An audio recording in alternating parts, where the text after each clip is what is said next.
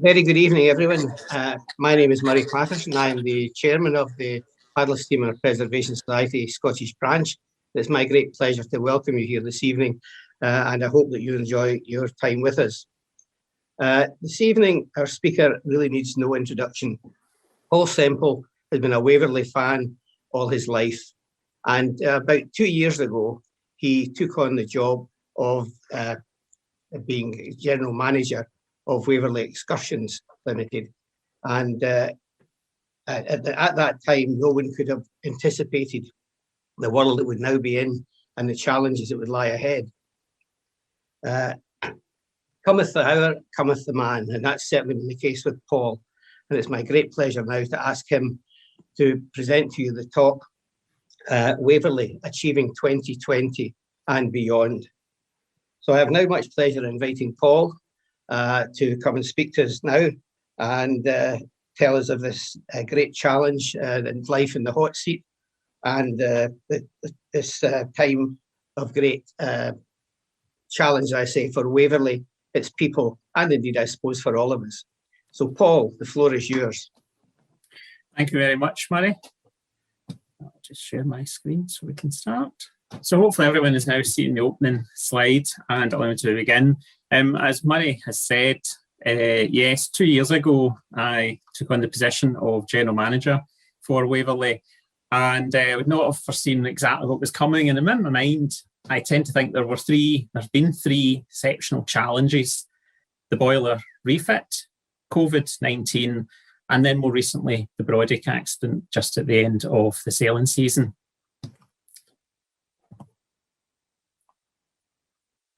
Now, it's my intention to go through the presentation and give a picture diary of the boiler refit, then outline some of the challenges in reaching the season, the current winter refit work, the COVID-19 relief appeal, giving an update, and then look into 2021 and beyond.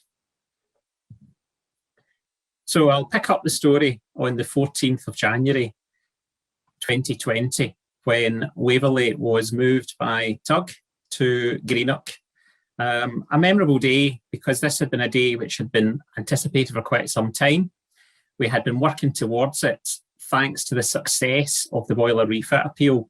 And it's worth just thanking everyone that supported Waverley in 2019 with the boiler refit appeal, because when we realised how much funding would be required to achieve the outcome of putting Waverley back into service, 2.3 million when you're starting at nothing seems a very high mountain to climb. And it's remarkable that within 6 months of officially launching the appeal that we had achieved the 2.3 million target. So thank you to everyone, individuals, businesses, groups, Scottish Government in particular with the 1 million, and the Paddle Steamer Preservation Society. So a photograph is Waverley headed downriver for what would be 7 months before she would return to the city and entering the James Watt dock under the cover of darkness. And the James Watt dock at that time was busy. There were several ships in. It was really the busy time for Dales Marine Services, the shipyard, where the work would be undertaken. And a photograph of Waverley just a couple of days after she arrived. I can tell that just because some of the vents have already been removed around the side of the funnels. But just for a moment, it's worth just going back in time, back to 1974. In the very same dock, Waverley was gifted for £1.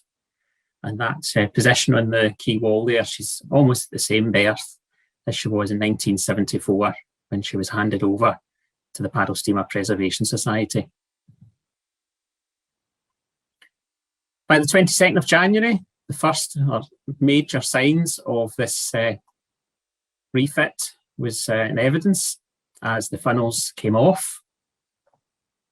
Now, the aft funnel wasn't completely removed, and you can just see there the fueling station still in position, and that was left in position. There was no need to disrupt the fuel tanks, the fuel lines going into the boiler room. But it also was very handy because it gave a point of reference for returning the aft funnel to exactly the right position. And throughout the work, I had several conversations with Dales staff that the funnels had to be exactly perfect when they went back. We couldn't have two funnels that were out of rake or misaligned in any way. The forward funnel, it seemed to resist coming off. It was as if she was holding on to it. And you can see there just a photograph with some of the Dale's staff. They are just trying to make the final cut. And finally, when they did, there was this almost popping sound that the funnel was being released. And the funnel after been taken off. And you can just see there the uptake from the exhaust from the old boilers on the deck.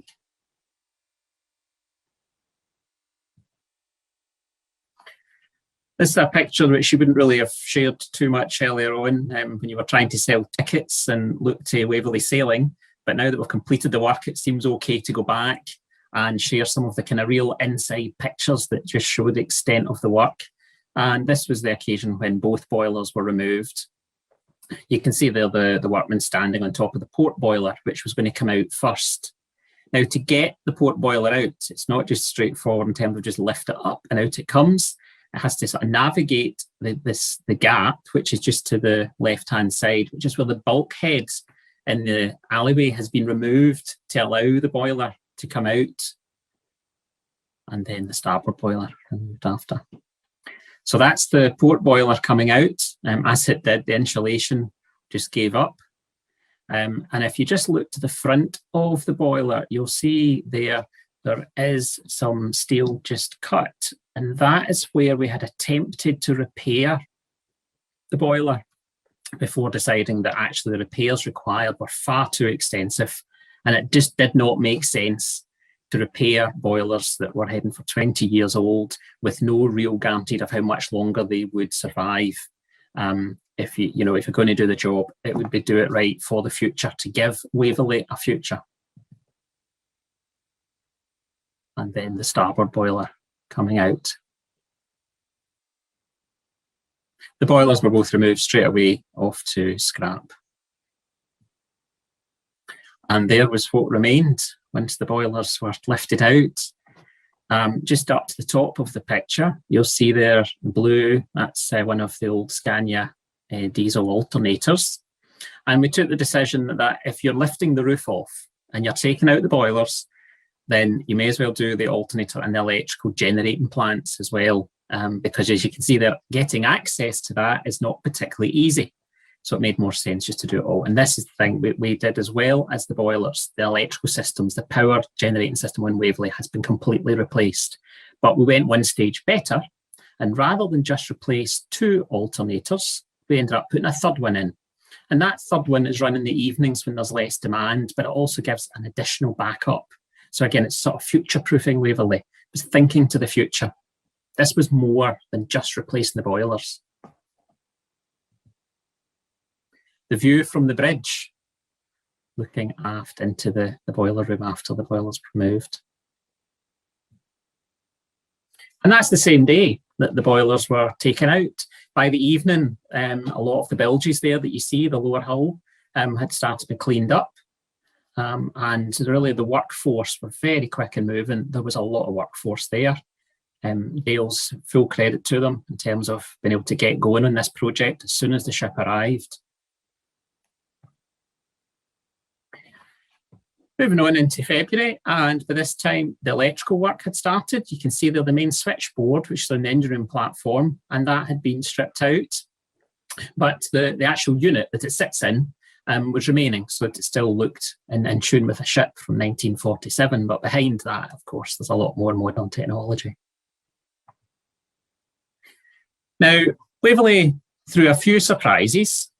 Part of the annual survey work last year was checking the hull in the rear of the ship. And that involved removing the panelling in the dining saloon. Now, when we removed the panelling, it was very evident straight away that it wasn't going to go back up. This wasn't fit for further use, and we'd have to start replacing some of the bulkhead panelling. But there was, unfortunately, sections of steel underneath the windows that were going to require replacing. And each part of the ship's hull is checked every 5 years. And at that point, you've got to make a decision if there's any parts of the steel that are worn or thinning, then are they good for another 5 years and therefore need replacing? And there was several parts in the dining saloon area that needed replacing. And I can remember the discussion where we started at the forward end of the dining saloon and started coming back. And I remember thinking, where do you stop? And we did have to keep going all the way through the dining saloon, the servery area, and then into the galley. So by the end of February, this project had grown quite a bit, and that had started to change the sequence in which the project was going to unfold. You can just see there, just in towards the slight right of the picture, that part of the deck has been removed. There was some steel just in the very corner, margin plate in the corner, that was needing replaced, and that was replaced. And again, Dale's moved very quickly on this work. Once the scope of the work was known, then they would present us with a price, and then we agree. And this was a process that was very quick. The only problem was it was remarkably frequent, and therefore there was quite a lot of additional expense. But within the 2.3 million, there was a contingency. And early on, we felt quite comfortable about having that contingency. But as the project lengthened in terms of the time the ship was in the yard, then it became more of a concern that we were actually starting to use up that contingency. And that is the the galley, just showing the extent at which it started to feel that we really were taking the ship apart. I'll show another picture later to show it went back together. But it just gives you an idea of the work that was done beyond the boiler room and beyond the original plans.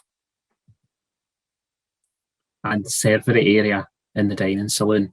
And again, you can see there on the faraway bulkhead, the steel, the bare steel is shown because the bulkhead panelling had been removed. And again, it was removed and not fit for further use and therefore had to be replaced. By the 11th of March, she was in dry dock, moved into dry dock at the beginning of March. Now, this was a change to the sequence of the project because we had found some steel in the lower part of the boiler room which needed to be replaced. Now, we took the decision that when you put the new boilers in and you're expecting at least 20 years, the steel underneath them needs to be good for that period of time because it would be very difficult to try and replace some of that steel with the boilers in situ. And there was several areas in the boiler room where the steel had proven a little bit thin in terms of looking ahead to the future, and we had to replace it. And there's a section of the ship's hull being replaced just underneath where one of the diesel alternators will sit. You can just see there the framework which the alternator would rest on.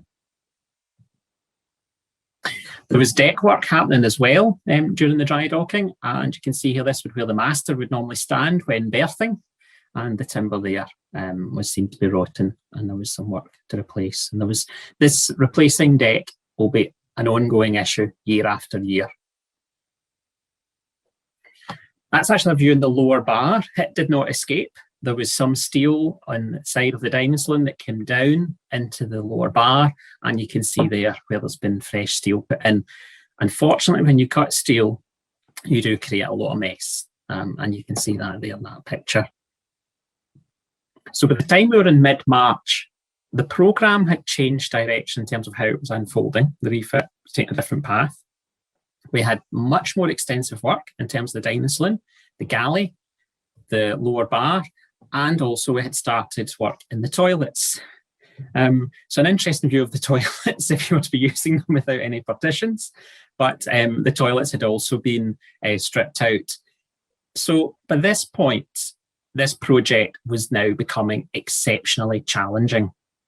But of course, coming over the horizon was COVID, because this was the time by mid-March when it was clear there was going to be an impact due to the pandemic. But work did continue. You can see there the boiler room looking much, much better. And one of the new diesel alternators in situ on the starboard side, one of the new Caterpillars. And just to the left of that, you can see another sort of framework bed where the third alternator was placed. So the steelwork did move pretty rapidly when they were in dry dock.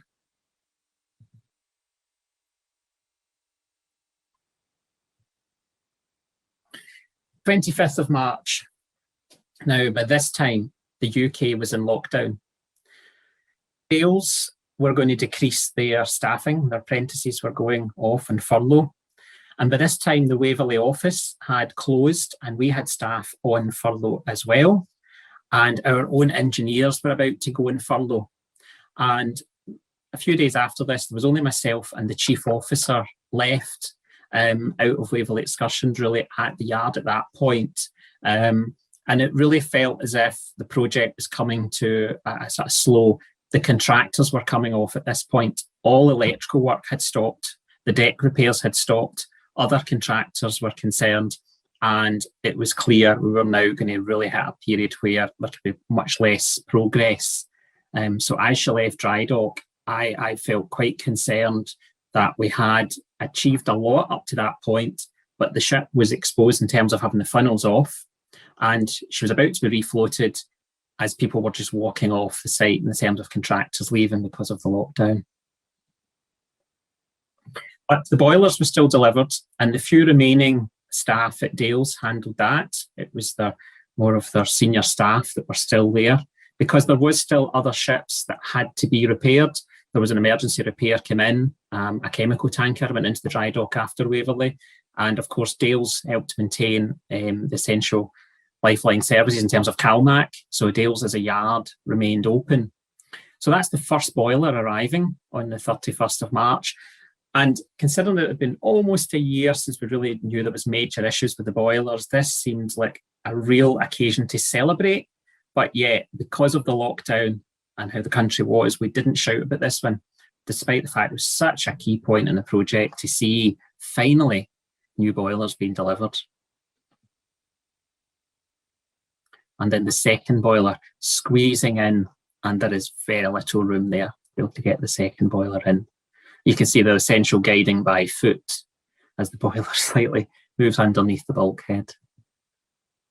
And then two boilers in position.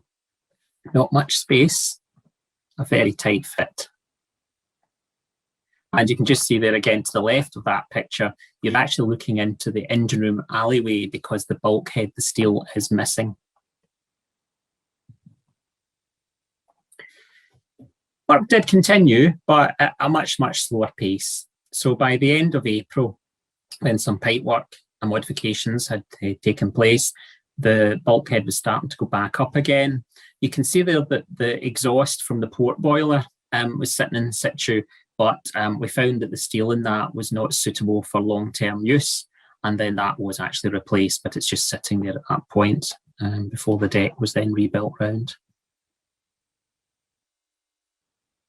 And by the end of May, we still didn't have all the contractors back. You know, we're still in the lockdown period. And it was originally planned that it would be by that time that Waverley would have been back in service, but clearly things were slipping. But you can see there, just in the bottom of the photograph, the two new exhaust uptakes. By that time, they'd been replaced. And this photograph was taken just after electrical contractors started returning, and it was one of them that took this picture. They weren't local, they were staying in Greenock, and one of them had decided to bring a drone. In the evening, he came down quite a few times and took some pictures of Waverley. And this is just before the funnels were due to go back on. You can see there that the deck where the funnels will sit, the fiddly deck, has been completed. Still final painting to be done on it, but it has been completed. And the funnels are just lying on the quayside, as well as the vents just up to the top right of the picture. A bit like a Waverley Meccano set in the yard with various parts of her lying around waiting to be reinstalled. And then the 17th of June was when she would get first of her funnels back. I had hoped that it would be the 16th because it would be her birthday, but we missed it by a day. The aft funnel was the first to go back on, and just you can see inside the aft funnel there, you've got the exhaust uptakes from the diesel alternators. Unfortunately, all that pipe work was in good condition and didn't have to be replaced.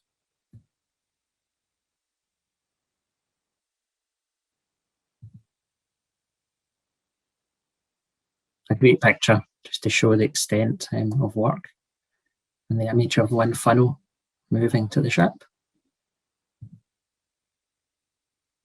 And then that's the forward funnel, just looking through the exhaust there, and you can see another funnel.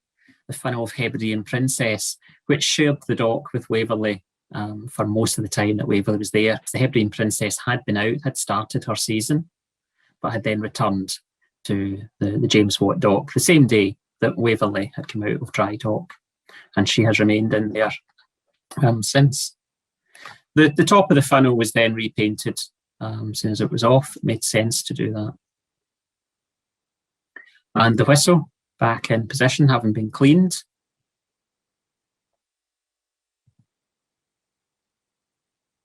I can see there the exhaust uptake from the boilers inside the forward funnel. And again, that pipework was found to be in very good condition.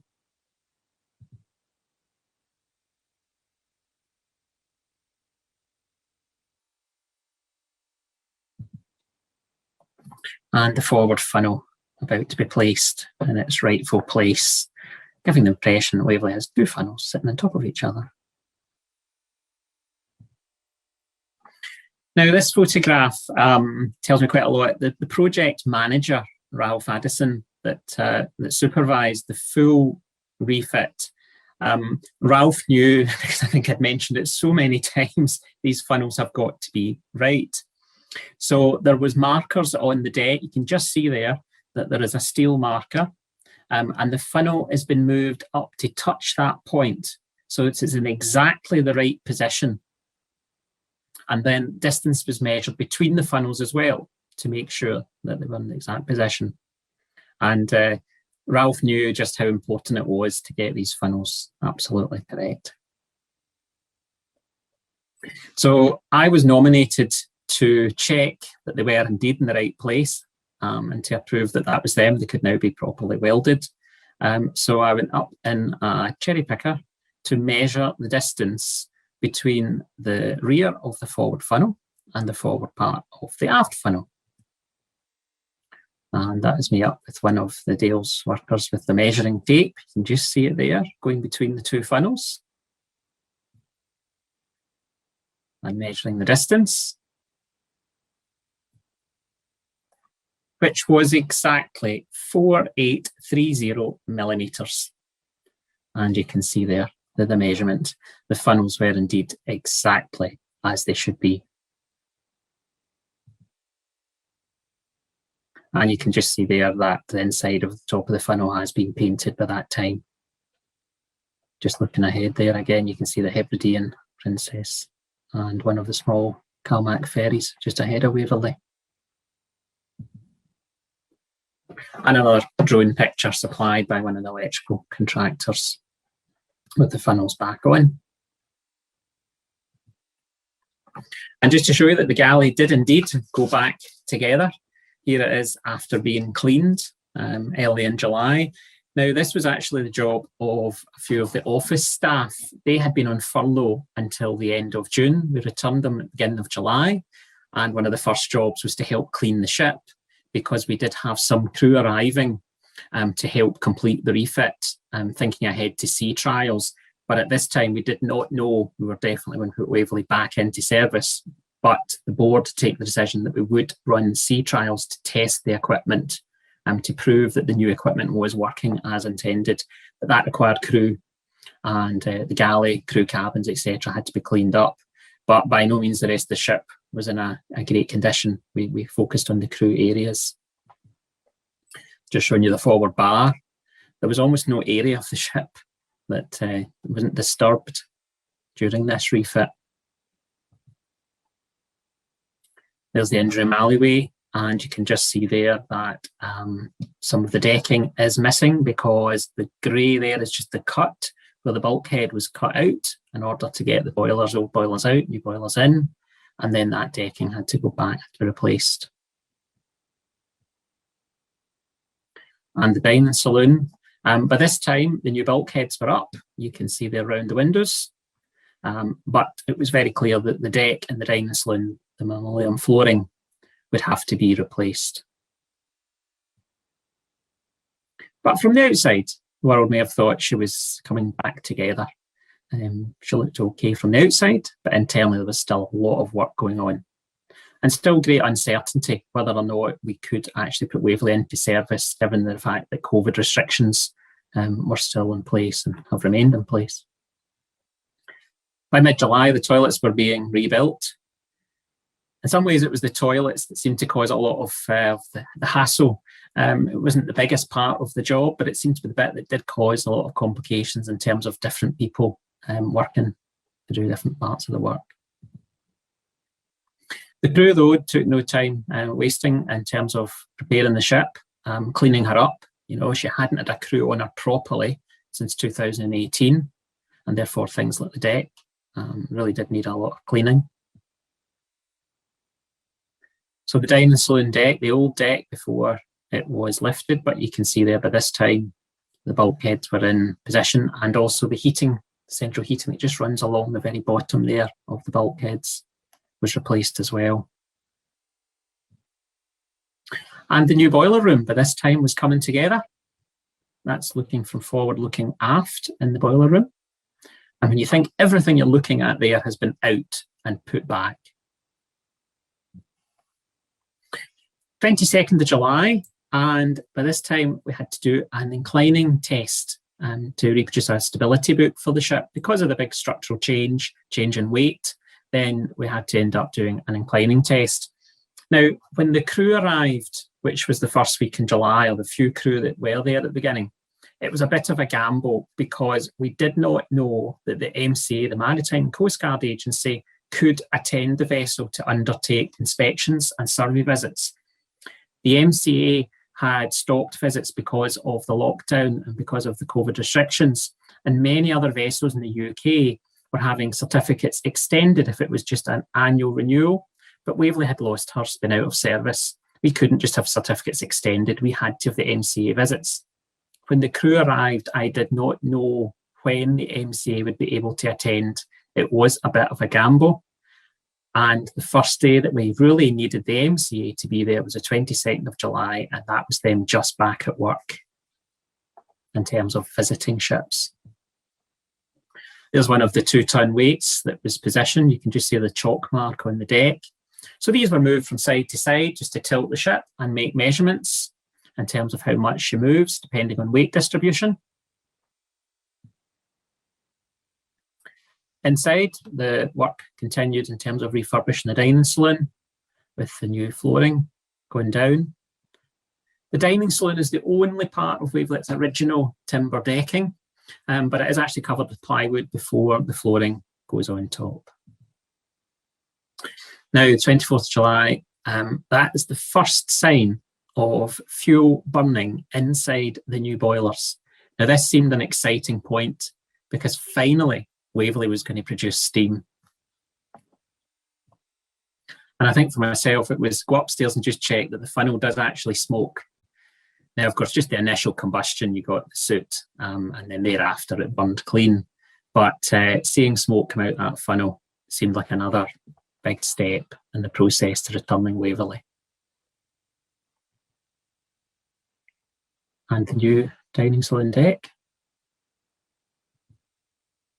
And other areas of the ship were starting to be cleaned up. The chief officer had arrived just a few days before this picture had taken, and with the chief officer being on board, then you were seeing every single visit something else had moved on. There was big change. Waverley was starting to look as you should do for passengers. And a new photograph there of their Gulf flyer on the quayside, undergoing refit, and Waverley's bow having been cleaned up. Although I can see there to the left, the seating is still not in position around the forward deck shelter. And on the 31st of July, our paddles finally turned. The first time they had done so since October 2018.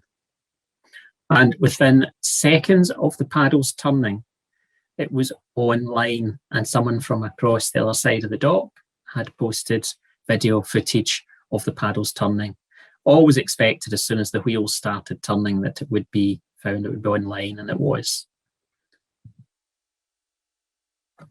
5th of August there, and you can see the steam rising out of the forward funnel. This was the accumulation test. The test where the boilers are bottled up in a sense. They're then fired full with no steam escaping from the boilers to test the safety valves. And the safety valves are set to lift at a certain pressure, and that has to be witnessed by the MCA to show that they are working as they should be, and they did. She performed exactly as she should have, lifting the safety valves with quite a sound effect as they lift. And finally, on the 7th of August, she escaped the James Watt dock. Now, what I quite liked, if you look at the photograph in the housing opposite, is that the local residents that had almost come to know Waverley to be there, she'd been there for so long, came out in the morning and stood there, some in their pyjamas, and watched as Waverley was towed out of James Watt dock. It is quite a narrow entrance. However, at this point, there was a late gremlin, if you like, in terms of the steering system, which had not had any refit work, hadn't been due, was not performing as it should, and that did create some delay. Now, still at this point, we did not know if we were put her into service because we did not have the certification. There was still problems to overcome. The aft deck shelter, the T-bar, the lino in there was really needing replaced. There had been a lot of water underneath it, and we replaced that, but to access that we had to take the seating out. So the seating in the aft deck shelter was then replaced, or the framework for the seating. Another area of the ship which had to have work. As Waverley left James Watt Dock and left Dales, I was on the quayside with the project manager, and I turned to him and said, you know, come in here in January. And he said, I thought you'd never leave. And we both said, it wasn't a refit. This was a mini rebuild, and it really did feel like that. At this time, she was at the Custom House Quay in Greenock, but there was still work ongoing.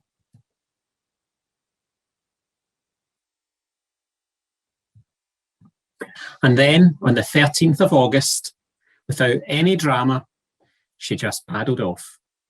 And I can remember standing on deck, and it almost just seemed, is this real? She is paddling and she is sailing.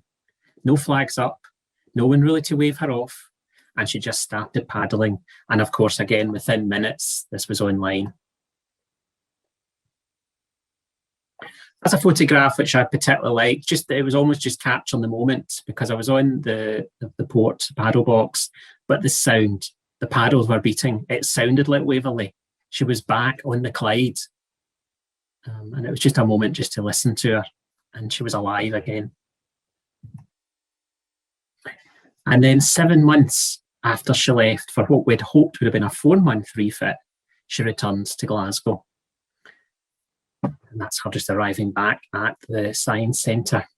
Now, another piece of work which was done, the berth at the Science Centre has damaged the ship for several winters, where the fenders on the quayside have actually caught on the side of the paddle box and caused damage to the ship. So we did invest and replace the fenders. Now, that was work that was supported by Glasgow City Council, but the original spec had been done several years before, and therefore costs had increased. And in order to push that work through, then we did contribute some funds to refurbish the berth so that the fenders that the ship then rests, and she rests against them for over 6 months of the year, were replaced. Now, just to move on and just give you a feel of the certification. This is not a process that can be done very quickly. And with Waverley being out of service, then some certificates had lapsed. Some exemptions the ship holds in order to operate had lapsed as well. So there was a lot of certification to go through. But the one certificate that Waverley Excursions has to have in order to operate a ship, we need a document of compliance. Now, it was due for renewal just after the boiler refit had really been launched. It was almost like a pause for the boiler refit, deal with the fact that we need a document of compliance. And that had been renewed in 2019, but it's got an annual audit, and that had been carried out in July 2020. So the ship had a safety management certificate reissued, passenger ship safety certificate was issued, UK passenger certificate, UK air pollution prevention certificate, UK oil pollution prevention certificate, domestic ship security certification, certificates that we do hold insurance for wreck removal and personal injury, and then several exemption certificates that were all reissued. So the process for this was quite involved, and we really owe a lot to the MCA that did work with us very well in terms of trying to get Waverley certificated to sale. Now, we had hoped that it would sell originally on the 21st of August, and we did slip a day, just the sheer amount of paperwork and putting the certification in place. Part of those certification, though, is crew drills. A major part of that is to see how the crew perform in an emergency. And this is not a firefighter from Greenock, but this is actually one of the crew members. This is the second officer, dressed up in the full firefighting equipment. Now, if I just slightly roll back, the 2020 season had been planned well in advance. And by early March, before COVID, or really the full impact of COVID was known, then the timetable for 2020 had actually been fully drafted. Just a sample here, the Scottish sailings, you can see some of the dates. And this had all been planned. The main Clyde summer timetable had been planned. The South Coast, the Thames timetables had all been planned and drafted. They hadn't been formally published anyway, but the drafts were all there. Contact had been established with each of the piers in order of the fact that we knew we could go at a certain time and a certain date. So a lot of this was in hand, and it takes a long time to build the timetable when you're operating right around the UK, all the ports and piers that ships can go to.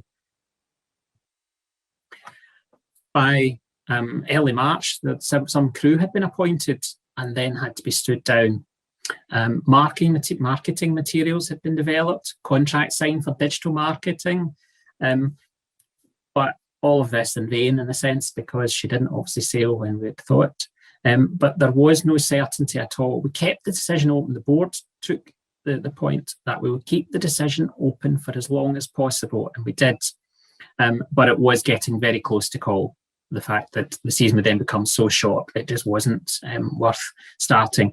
But I do believe that it was absolutely the right decision to sail the ship, to show everybody that supported her that she was back, that she had overcome the boiler issues from 2019, and that somehow or other colour had returned to the Clyde again, particularly as she was operating. But it was the 18th of August when the board took the decision to sail, and tickets went on sale that evening, and we had a record number of tickets sold in 5 days. And after that, most sailings were sold out with the limited capacity. We had to put COVID-19 procedures in place for crew in terms of temperature checking and just procedures on board for crew. Passenger procedures had to be developed. Local authorities were contacted, Argyll and Bute Council, North Ayrshire in particular, because these are the areas that we operate a lot in the Clyde. And I know there had been concern raised within the local authorities, the sort of perception that Waverley back would create busy towns, places she was going, and they needed sort of reassurance. And I had to provide the risk assessments and all the procedures the company was developing to reassure local authorities. Same with port and pier owners. Again, just some reassurance on how we were going to be operating. It wasn't going to be like Waverley would normally be. It wouldn't be 600 passengers coming into Rothesay, for example. And there was a lot of liaison all the time while the refit was still happening, and there was ifs and buts whether she would actually go into service. COVID restrictions, though, meant less than 30% passenger capacity. To control numbers so tightly, then we went for the advanced booking only, because this was going to be a short period of sailing. And just to control numbers fully, so there was no ticket agents. It was all handled by Waverley Excursions, the vast majority through the website, which was great because that helped manage it in the office, because we didn't go up to our full complement of office staff either. One-way systems on board, like we've got used to, limited catering. So there was no hot meals, proper hot meal service we've done in the past. The timetable was much reduced, fewer pier calls, slower boarding, all part of the COVID.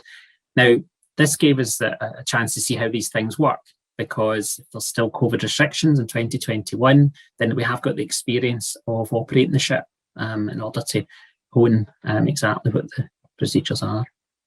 We issued a leaflet to passengers with tickets that were being booked so that they were aware of the restrictions. And this was shared on board, shared with the local authorities so that everyone was aware exactly how we were going to be operating. So 22nd of August was the first passenger sailing. first sailing since the 7th of October 2018, when she finished her sailing season on the Thames.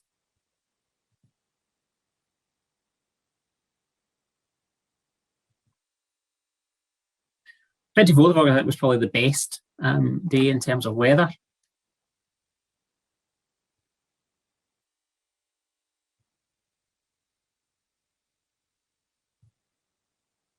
That's her at Loch Ranza on that same day. And the North Arran Coast Cruise was a new addition, if you like, to the sailing schedule, which proved popular. It was a very attractive cruise. And then, based on the fact that we were managing to work with the COVID restrictions and that sailings had sold out, we had so much demand with limited supply, then we took the decision to extend the season until September 12th. Now, this was aided on by the fact that we had a charter booked for the 7th of September, the day after we'd intended to stop, and then we put sailings on for a further 5 days. We had released information that we'd extended the season, and one of the sailings that was then added sold out within 24 hours. But we really had to be quite confident that the sailings would sell out, because at the restricted numbers, we were only covering fuel and crew costs. There was no extra been put in the pot at all. So if we hadn't operated at capacity each day, then she was actually losing funds by operating. Then on the 3rd of September, when returning to Brodick, Waverley's bow landed on the concrete ramp, and this incident has become very well known. It was obviously picked up in the media and by press, and it was seen as quite a major incident in terms of handling. You can see there the bow damage now that she's back in Glasgow. There was a temporary repair done to the bow, and that was overseen by the MCA for her to sail back under her own power to Glasgow. The full repair will be made when she visits dry dock. And it's just worth mentioning with the Brodick accident that the MEIB investigation, Marine Accident Investigation Branch, they will publish a full report. That'll become public, but up to the point where that is published, we can't make any comment on the causes and then what's been put in place. But Waverley Excursions has undertaken its own internal investigation. Now, that ultimately remain confidential, but it's not going to be different that much from the MEIB investigation has. And we've had a lot of contact with MEIB. They've been very cooperative, and we've tried to be that way with them as well, very open, because after all, we don't want something like this to happen again. We want to reduce any risk of anything like that happening again. And we're putting actions in place. And there's many actions that are identified. It's almost an opportunity to review the way the ship is operated and the procedures. And many of these are now in hand in progress. But the repair costs to the ship and the pier will be met by insurance. So the current winter refit, quite a lot happening. There's several 5-year survey items that would be every winter as you've got the rolling programme.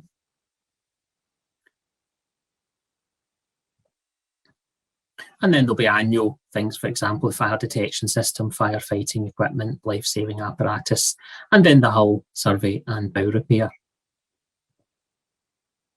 Now, just to give an idea of the type of costs, this is where you really realise just how much funding Waverley requires to maintain her. And you can see there the biggest part of the winter is the dry docking, and that's our estimated costs. We're still to completely finalise at this time the dry dock spec, but we'd already much earlier in the winter period, just after she'd stopped sailing, scoped the work and put our own estimates to it, because we had to know exactly what the funding requirement would be and what we're then going out and asking people to help us with. The new central heating system that's been installed in the boiler room, and this is really only used in the winter period so that the fabric of the ship is not damaged and left and the ship is not getting too cold. There has been problems in the past with burst pipes, with the ship's temperature dropping, and this past week that has proven to be very successful, with temperatures of -7, -8 recorded at her berth. Engine work has been the focus, and you can see here part of the engine, the MP, the medium pressure part of the engine there, stripped for survey. And you might hear the term survey and think, what does it really mean? In my non-technical layman's terms, it's take it to bits, look at it, check it, compare with previous measurements made years before, How has it changed? Is it suitable for further use? Yes, put it back together. No, replace it, put it back together. And the survey work is ongoing.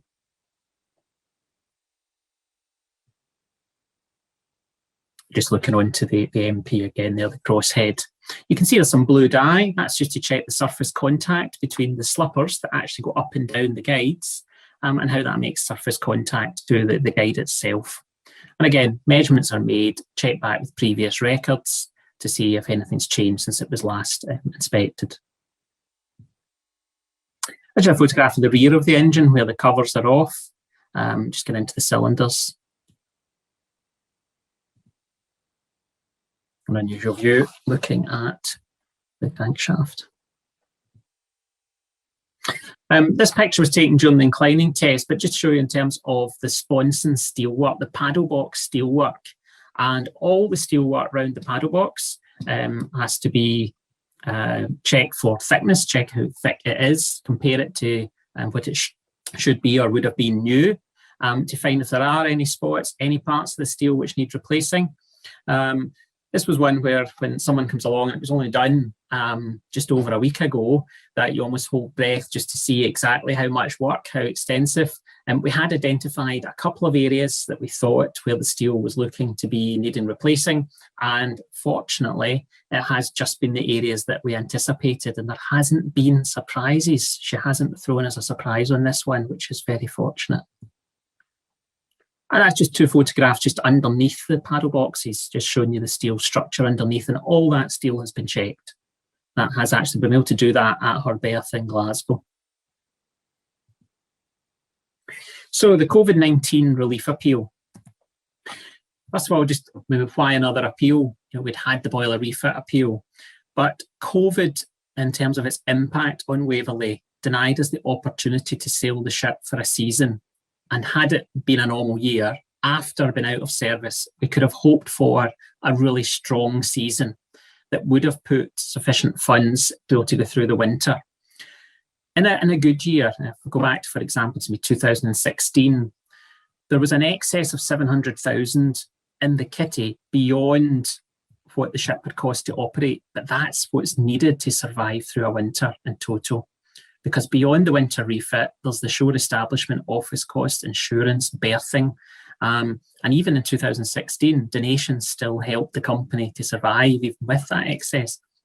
So Waverley had lost the chance to earn sufficient funds for that excess to be able to last through the winter. It was, in the case of when she stopped sailing, she didn't have enough funds even for several months. It was, it was a very short period. We needed a relief appeal to come forward. We set the individual donations target at 350,000, but the amount of money needed is beyond that. But that's what we felt we could try and ask for individuals to contribute. And the appeal total up to today is 255,731. So there is still some way to go before we've got the target we set for individuals, but we are pursuing other funding sources and haven't met the target set for them yet either. Other funding source, gift aid on donations. Any donations, it is welcome if you can gift aid, but as well as other grant awarding bodies and trust funds and regular donors through the Friends of Waverley giving scheme.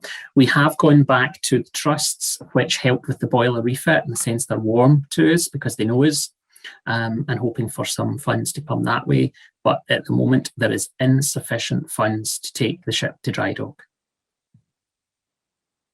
The COVID relief appeal now, the donor wall is very extensive with 1,200 names on it. So thank you to everybody that's donated to the COVID relief appeal. Many people have opted to have their names. Many don't. Many prefer to remain anonymous, but it just shows the level of support when you can see the donor wall and the names there. But as I said, further donations will be needed before Waverley moves to dry dock. April and May is when the greatest expense occurs on the ship. The dry docking and then the commissioning costs, bringing crew on, crew been on for maybe 2 weeks before. The daily cost of crew is expensive when you then look at maybe 14 days of that with no income. And without knowing that we can afford to pay for dry dock, we just can't move the ship to dry dock. We will need to have more funding in place before she can move to dry dock. So looking forward, the beyond part of the talk in a sense. First of all, it's surviving the impact of COVID-19. As we're all aware, it's not gone away. We're still living with restrictions in terms of lockdown restrictions and not be able to go out and about as we would like. And we need to try, Waverley needs to try and come through that. The impact has been severe on her in terms of COVID. You know, we are a visitor attraction, and without people being able to sail on her, pay for her, then we are lacking the funds. The 2021 season is probably deserves a bit kind of question mark at the end in terms of when that can begin and what that will look like. At the moment, we don't have the roadmap, as the government might talk about, in terms of coming out of COVID lockdown, but we'll be guided by the government guidelines again in terms of when tourism can reopen and then what the restrictions might be. I would like to be ambitious with Waverley and allow her to do everything that is possible. And I tend to start with that wide ambition and then have to start coming back. It depends on the restrictions. So as soon as we know what we can do, then we will tell people, because after all, there's tickets to be sold. But at this time, we don't know exactly what the 2021 season is going to look like. I have already got concerns over funding for the next winter refit, because unless you can operate a full season without restrictions on capacity, then there isn't really much opportunity of putting all the funds in place for the winter refit. Now, if she can operate for a reasonable length of season and possibly carry a little bit more passengers than last year, then we can start to put some funding in the pot for the next winter. But I do think there'll still be a funding requirement, and we are going to have to rely on further funding sources beyond sailing revenue to go through the 21-22 winter refit period. I do feel there's a reputation rebuilding. The ship has not sailed, for example, down south. It'll be 3 years since she's been back. In Scotland, okay, she did operate a short, brief spell in 2020, but we need to get over the fact that she's, you know, out of service. There's COVID to overcome, and then there's Brodick. If you look at Waverley in the news, the most recent item you're going to find is Brodick. And I think until she actually has operated and gone back to Brodick and been seen, then we've got over that part. I think also looking forward, sort of sustainable future for the ship. I mean, the one thing to realise is that technically she is new in terms of the boilers and electrical systems. So she's had huge investment. Now, that's £2 million of investment. I don't want to give up on her now when she's just had that investment. So she is good technically for many years to come, but it takes funding and ongoing maintenance. But you don't invest that much in the ship with so much support to then lose her now. Now, Waverley can't happen without people, both crew and shore staff, and investing in staff in terms of trying to bring people in, permanent jobs that then feel that it's worthwhile contributing for a period of time. Because of the ship being out of service, then there were redundancies on permanent crew, and we need to re-establish permanent crew again, because it's permanent staff that invest in the ship and can give the best, because it's their livelihood. You know, it's what they need to be successful, for them to be successful. And I really do feel investment in staff is a concern. We need to invest. The timetable and fare structure. I think fares, you know, we do need to try and maximise the fare revenue, and the timetable needs to be the attraction to people buying a ticket. There are people make timetable suggestions, and if someone actually had a timetable suggestion, I'd be very happy for it to be received to the company.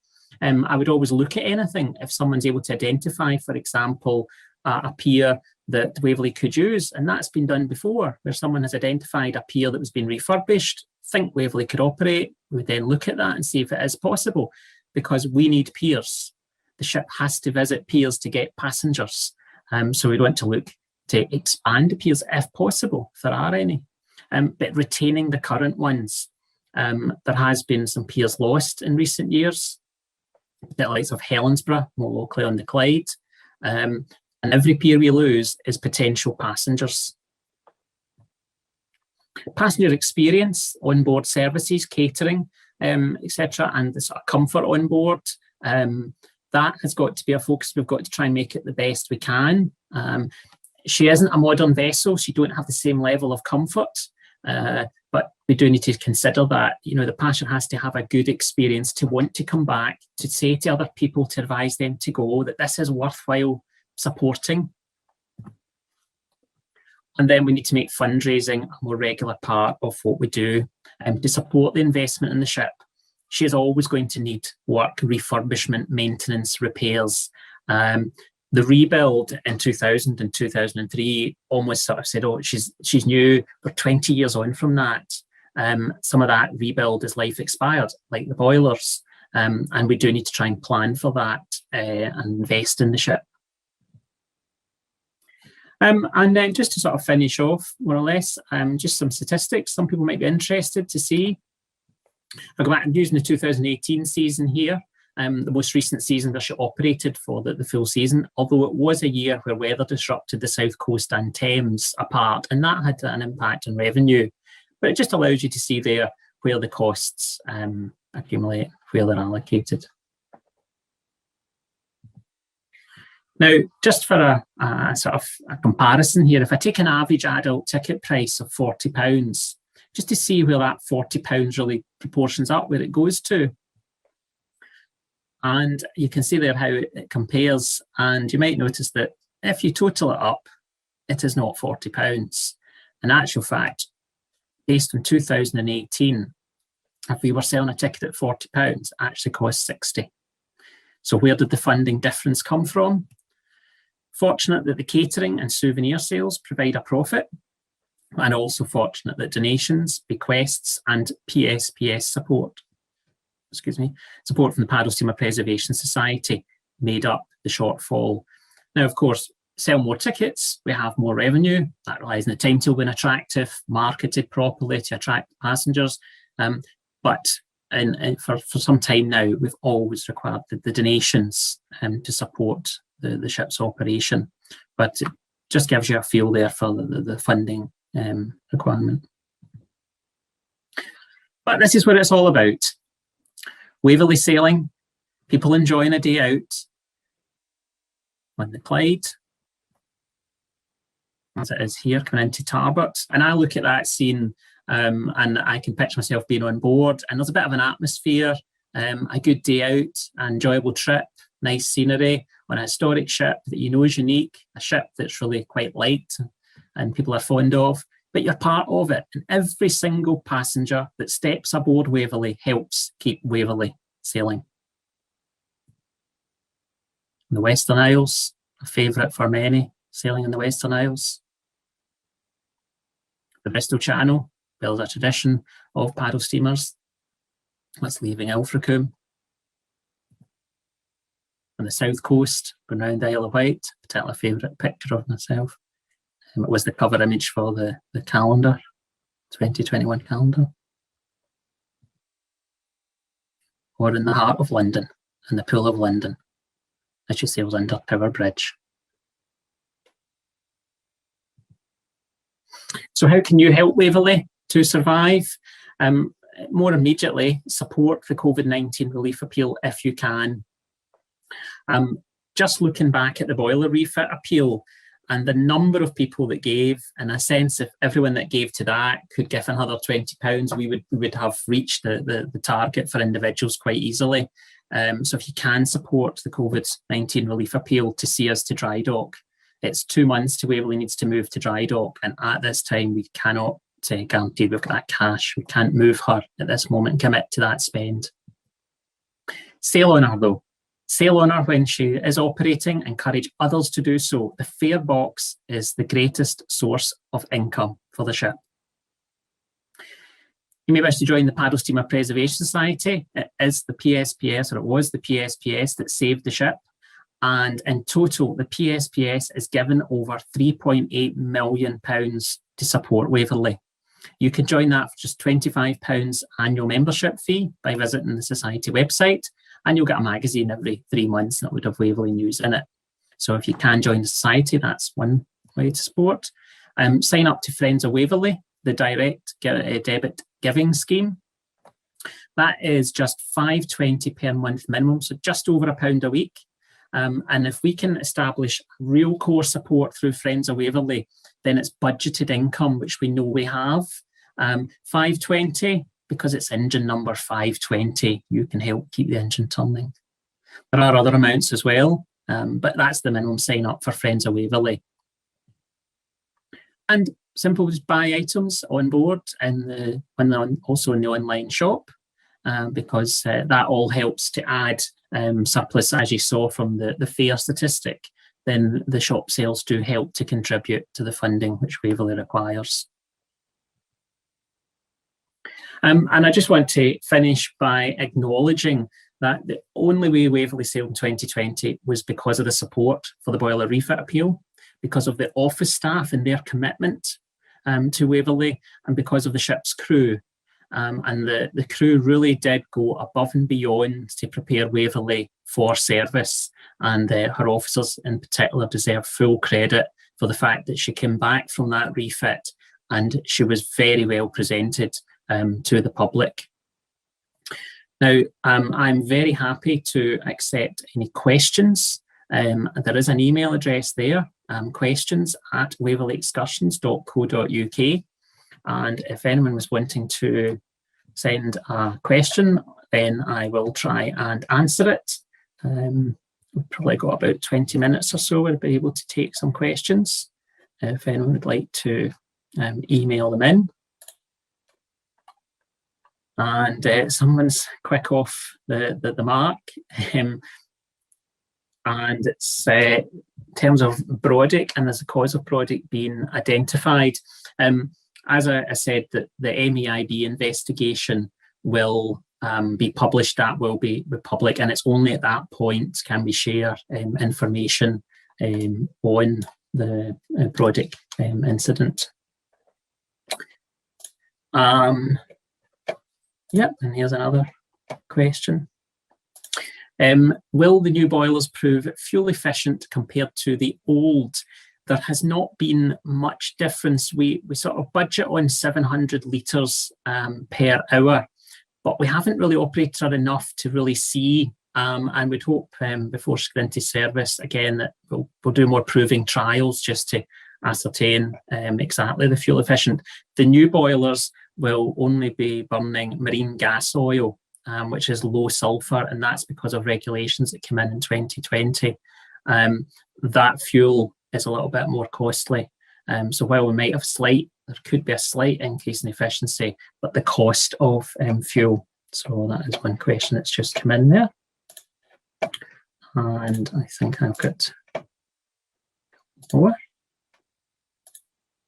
This is a question about the shop. The London tea towel is unavailable. That has just arrived. So the tea towels that were out of stock, there's some more just arrived this week. So we will end up putting that back on the website shortly. Here's a question in terms of Waverley heading south. Waverley's been going south for quite a time. She's obviously been going south since 1977. Does she need to go south? Could she operate in Scotland only? The South Coast Thames, the Bristol Channel, has made has given the ship a lot of revenue, and that revenue has been vital. The season in the Clyde only traditionally was quite short, and Waverley has been going south at the times where there would not be the same demand on the Clyde. But the one thing I put in terms of the boiler refit is that there was actually more donations in terms of monetary value came from the Thames area than from the Clyde. And the support from down south in terms of the South Coast and Thames towards the boiler refit appeal was fantastic. And that shows me the support for Waverley South. I don't see late September into October producing the numbers that you will get on the Thames or the South Coast. So that's okay. The questions are really starting to come in now. I'll just try.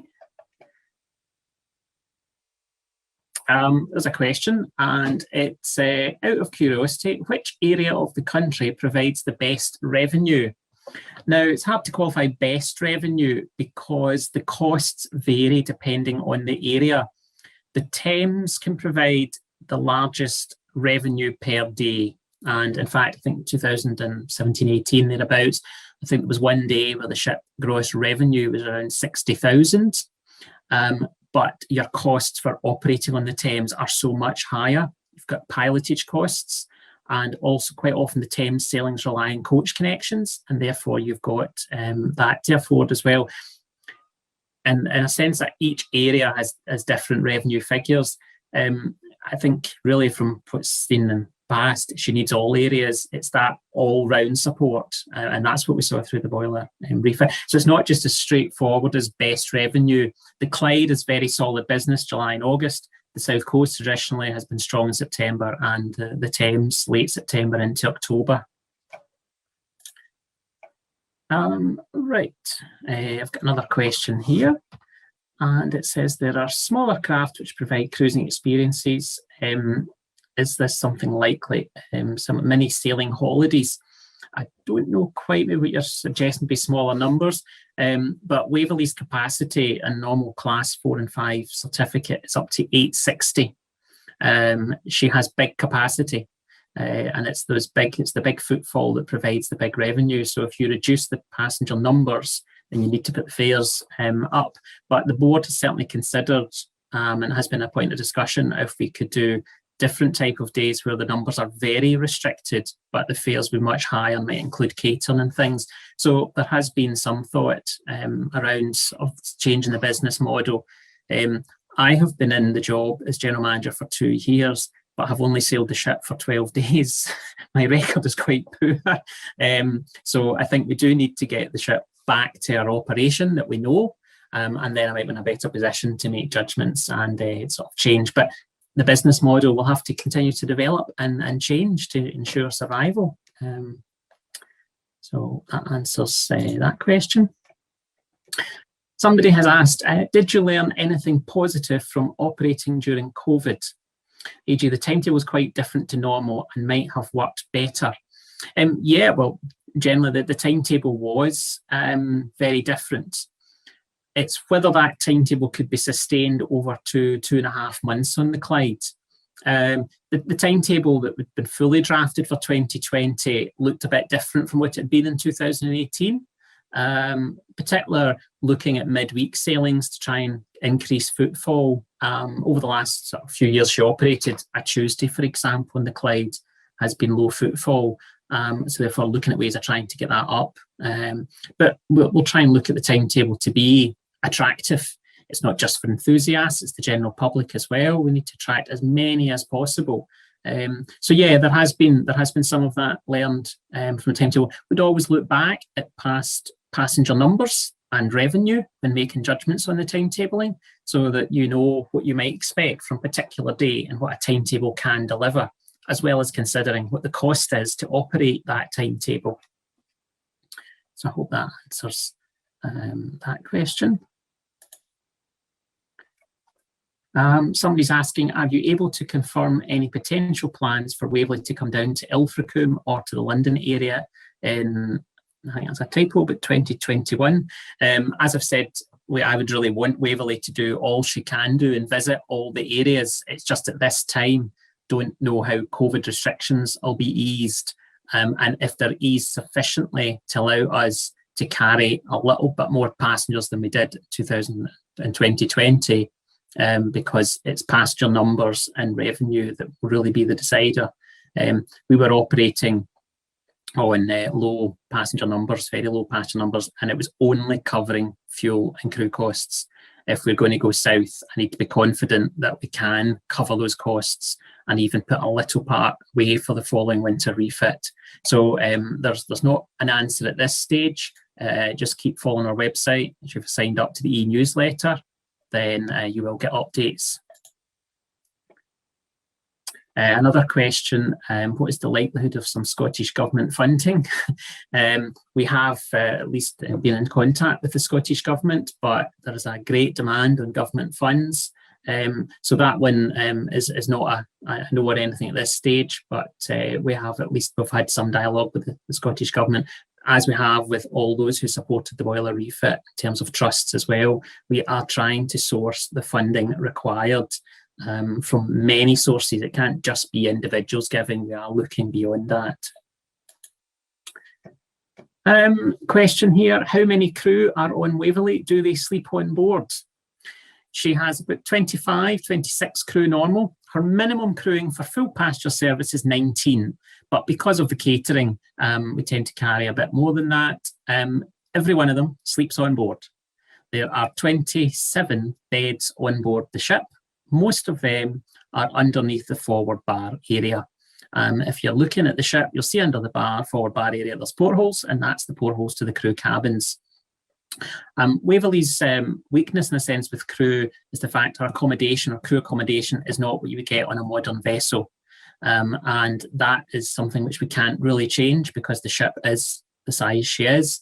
But the crew do live aboard, and mostly with our crew, they are on for the full season. They may have a couple of weeks off at times, but they do come for the season. Most of the crew are seasonal.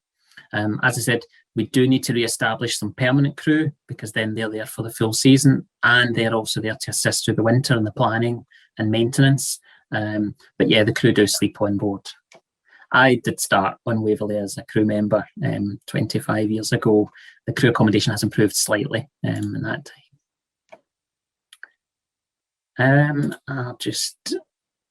There's another couple of questions here. In fact, there's quite a lot of questions coming in. I'm just going to go through the questions and just pick as I go. Someone here asking, thank you for excellent presentation. It's been interesting. I hope people have found it interesting.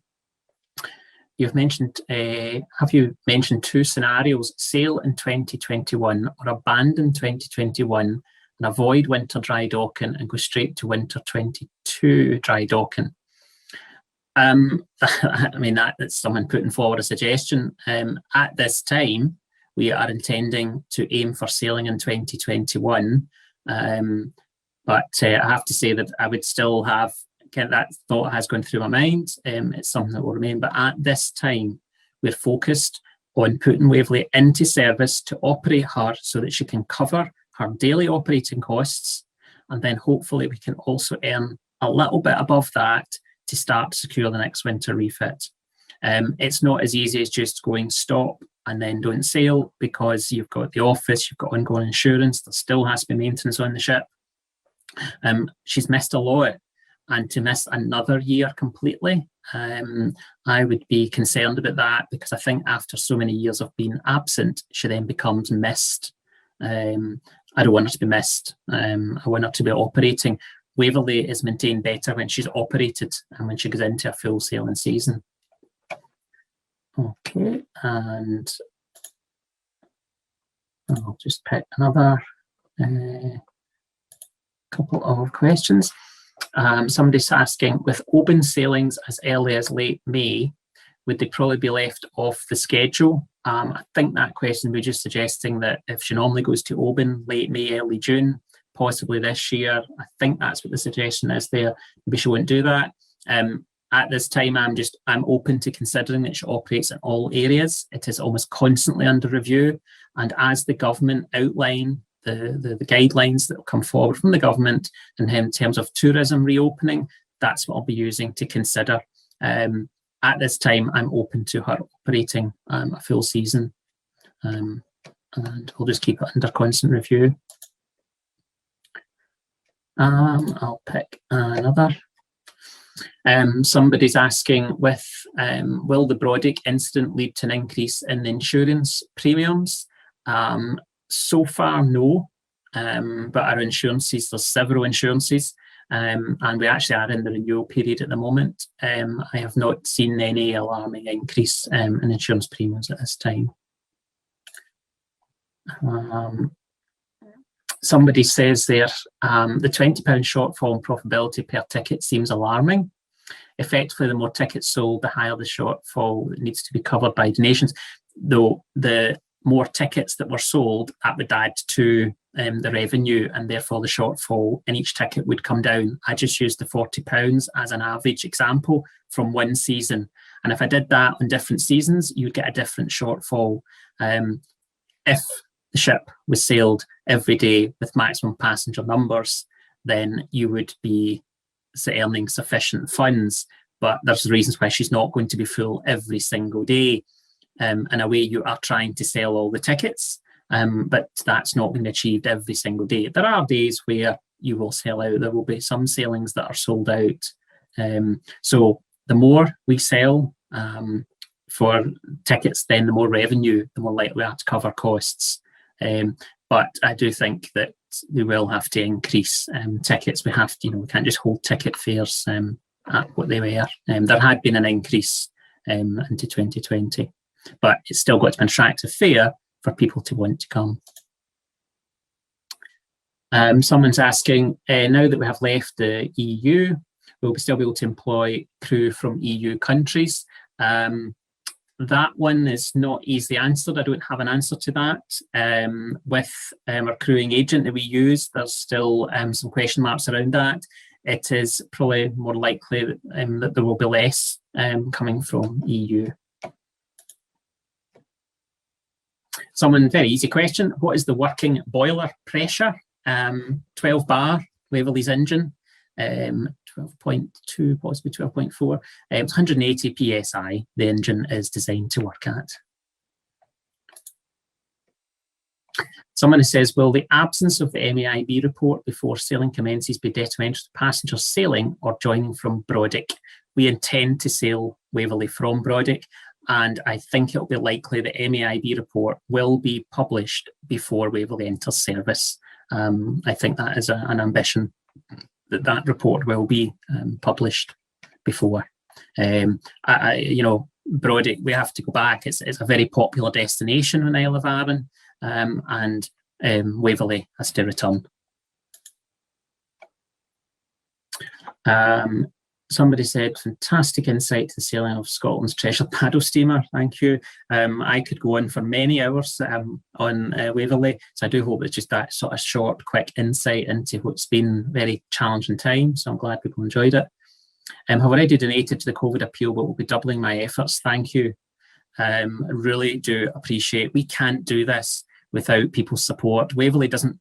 Okay, she's owned by Waverley Steam Navigation Company. She doesn't, but she's not ours. She's the people's paddle steamer, as the Scottish Government referred to last year. And it's everyone that sails on her, donates to her, that wants to see her sail past and give something that helps Waverley to continue. Question here, someone referring to Balmoral, which used to operate with Waverley. Balmoral's prevented from sailing to Isle of Man by the MCA. Will Waverley be sailing to Isle of Man? We don't have any certification at the moment to sail to the Isle of Man. Waverley has been there before, but it is classed as an international voyage, and at this time it's not something which we can do with the ship. Maybe in the future it could be, but at this time, no. What new marketing initiatives are in progress to bring new passengers and build on the heritage of Waverley? We had planned to start using much more digital marketing in 2020. We had set up a contract with a digital marketing provider nationally, 6-month contract, and they were very keen to see how they could push Waverley, drive sales. We know that newspapers sales have been declining, and of course there are several newspapers actually stopped publishing for a period, particularly the local papers during the COVID crisis. We did not promote or use any paid advertising in 2020. But I do think the boiler refit appeal taught us a lot about marketing differently. The e-newsletters and the response we get from e-newsletters is really, really strong. And that's gone from being about 30,000 to recently over 77,000 email addresses. If we can build that, then that's a different way of marketing, and that is very low cost, but it is done by Waverley Excursions. But I am keen to drive much more through social media and digital marketing, but would still retain some of the traditional marketing because of who we're trying to attract in terms of customer base. But again, I've not personally been managing Waverley to be able to see and almost sort of try and test different marketing initiatives, but I do feel that online marketing and digital marketing must be there. I've still got a lot of questions here, so it's great to see this response. Someone saying, are you planning to bring out new lines in clothing area season year t-shirt? Yes. Our clothing stocks at the moment are very low, but it is an expensive item for us to buy in. I really need to know the ship is operating to bring in new clothing. But anytime we produce new clothing range, we'd want to change it because it encourages people who have bought in the past to buy. We will keep changing the souvenirs, but there will be core souvenirs that are always there. But we will always keep trying and changing because we see a response. We see people buying. And as I've said, souvenir sales help to support Waverley's operation. Did you manage to get money back when you had the boiler sent for scrap? I'm afraid not. The cost of transportation and that there was no gain from the boilers. I mean, people did say, could you cut them up and sell parts? But the cost of doing that and the time and the labour, I wanted those boilers out, away, give me the new ones, get the new boilers in the ship, Somebody asking, is it planned for Waverley to call it Loch Ranza in 2021? Yes, I would like to see Waverley at Loch Ranza. I really want to see her back. I want to see Waverley doing all that she can do because that's what's needed to ensure that she survives. Someone else there about Brexit and Eastern European crews. I've kind of said about that one. The response here to questions has been fantastic. How much is the bow repair likely to cost? I won't know fully until it's done. We do have a quote at the moment from Dales, but it's not information I can share just at this time. But as I said, the cost of that is not being funded by the COVID-19 relief appeal. The repair to the bow is not part of the funds we require. Somebody's asked about the Western Isles again. So again, I've said I'd like to, but I don't know at this time. There is obviously a lot of uncertainty. I have found in this job and living with uncertainty is just normal, but more so through COVID times. I would like to be able to plan and have things in place earlier, but we are still very unknown. Somebody's asked here, what challenges do you envisage for Waverley in finding suitably qualified deck and particular engineering staff in the years ahead? That will be a challenge. It's one which we're very aware of, and even discussions this week, we are looking at appointing engineering crew who are keen, who want to be with Waverley for some time. And as it stands at the moment, it's the one department that I do have crew for the coming season. And I really feel that we need to invest in people. So if someone is wanting to commit to Waverley and we pay for example, certain courses for them to go through so that they have qualifications and then they stay with us for a period of time, that starts to invest in the future.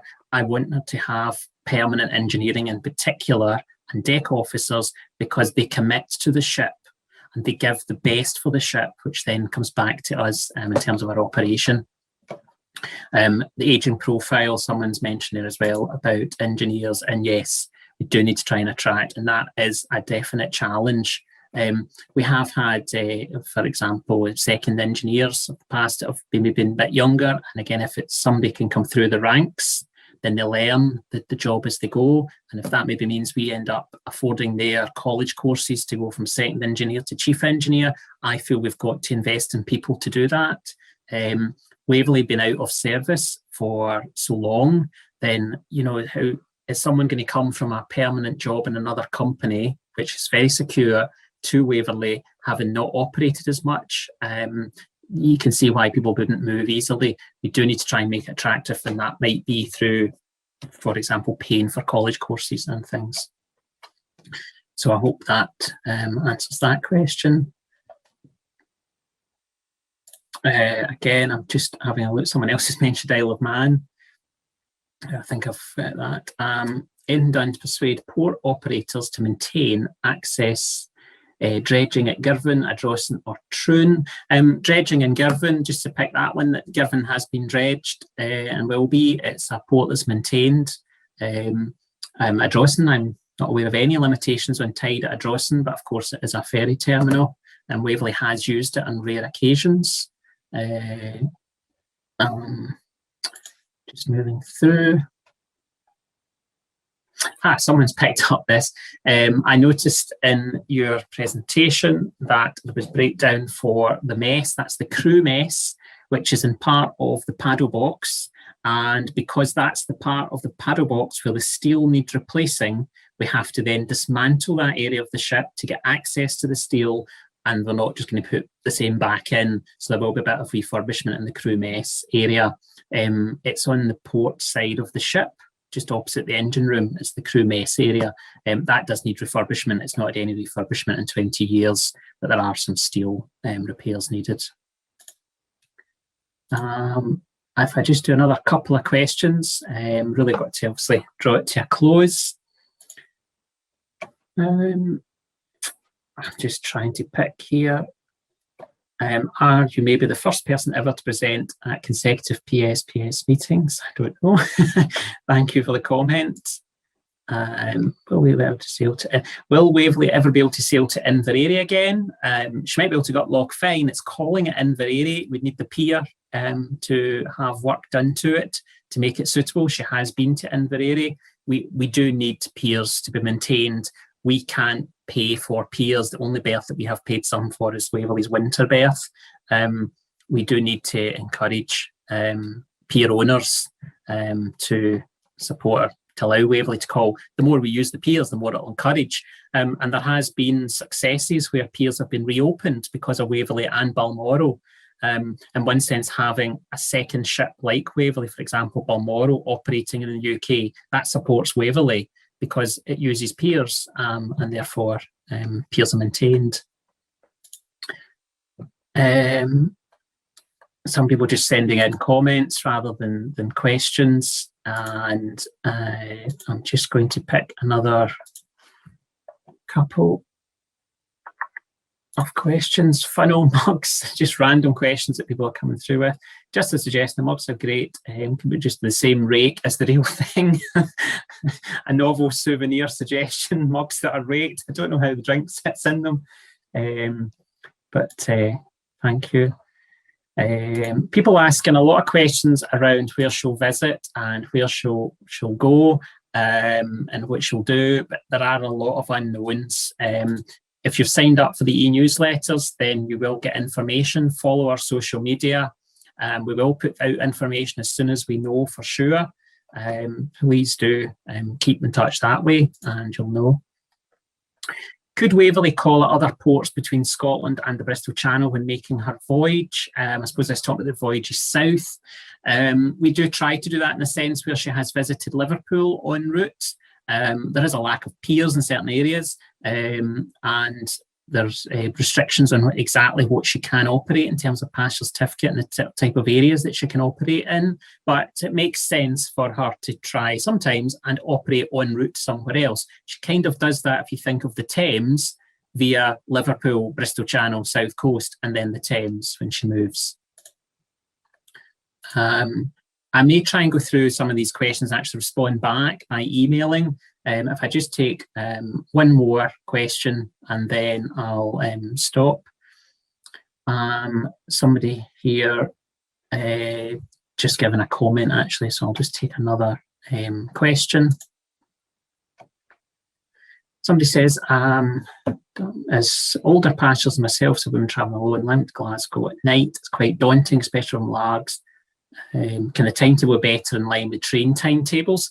There's restrictions on that. I think someone's just asking about how we connect with trains. The run up the river takes an hour and a half at least, so that does have an effect, but it's trying to fit in around ferries. A lot of the timetabling on the Clyde is built around ferry connections to try, if possible, and avoid a clash with ferries at piers.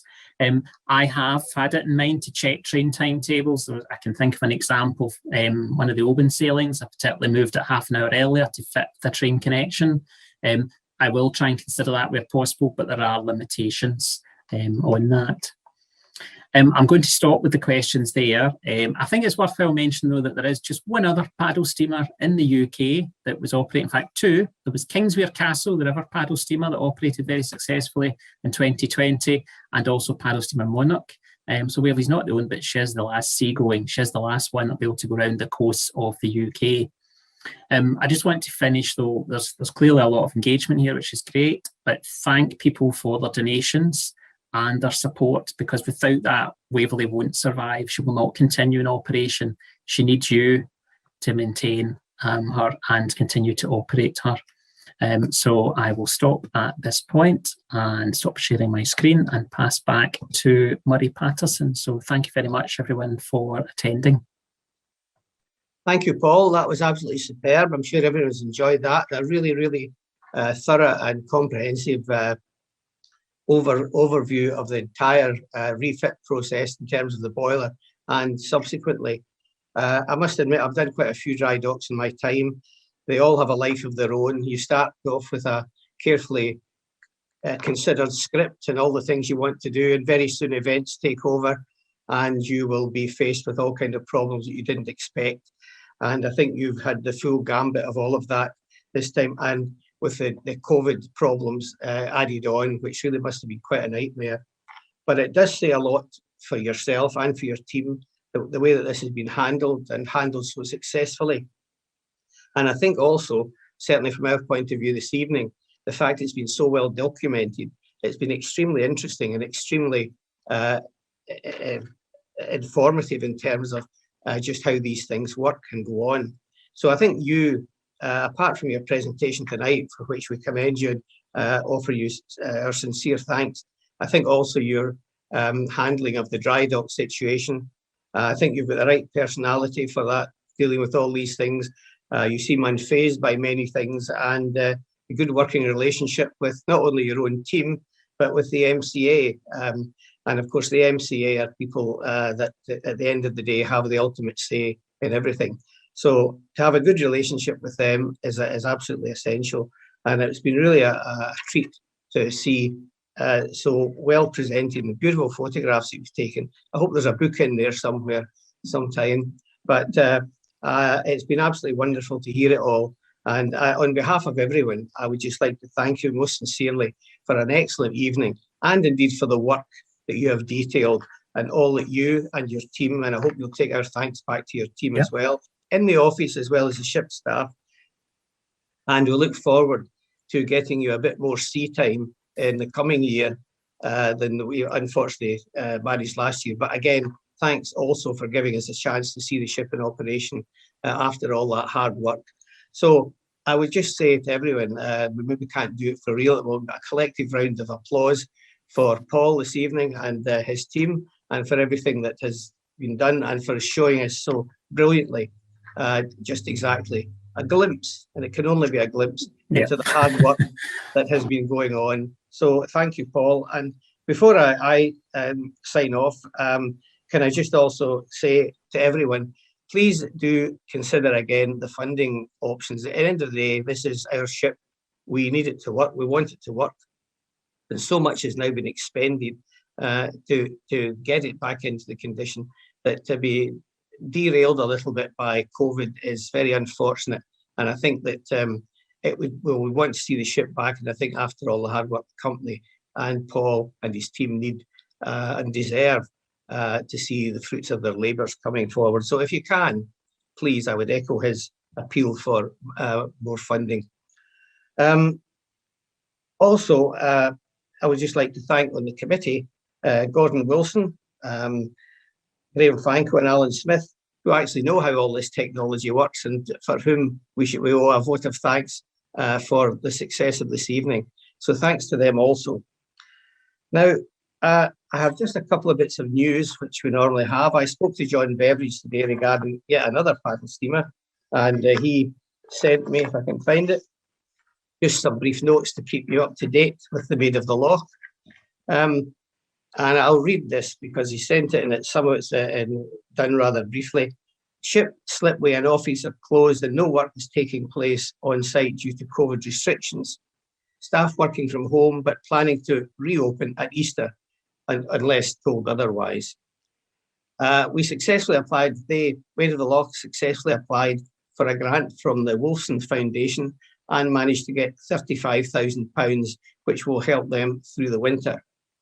And designs and plans have been approved for the replacement carriage for the slipway, but they're still awaiting confirmation of a grant from Historic Environment Scotland. So that was the main parts of the news from Waverley Loch, but it's perhaps right we also spare them a thought and remember that they're having their own troubles in this situation, but they're still going, and if you can support them in any way, that would be good also. So I think, oh yes, there's one other item, and that's just to say that thank you to everyone who has watched this evening, who's tuned in, and just to let you know that the next public online meeting will be on Saturday, the 6th of March at 1400 hours or 2 p.m, when the Wessex and Dart branch of the PSPS will host a talk entitled Punching the Tide, and this will be given by Peter Lamb. This talk will detail the perils and pleasures of operating passenger vessels from an exposed seaside pier in the 21st century. And a link to enable joining this meeting will be emailed in advance. So that again is just to repeat, 6th of March at 2 in the afternoon, and it's a Saturday, and it will be Peter Lamb, and I'm sure that'll be well worth watching too. So once again, I thank you all for taking part, for Paul for his excellence of his presentation, and for everyone who's taken the time and trouble to join this evening. I say keep safe and good evening. Thank you.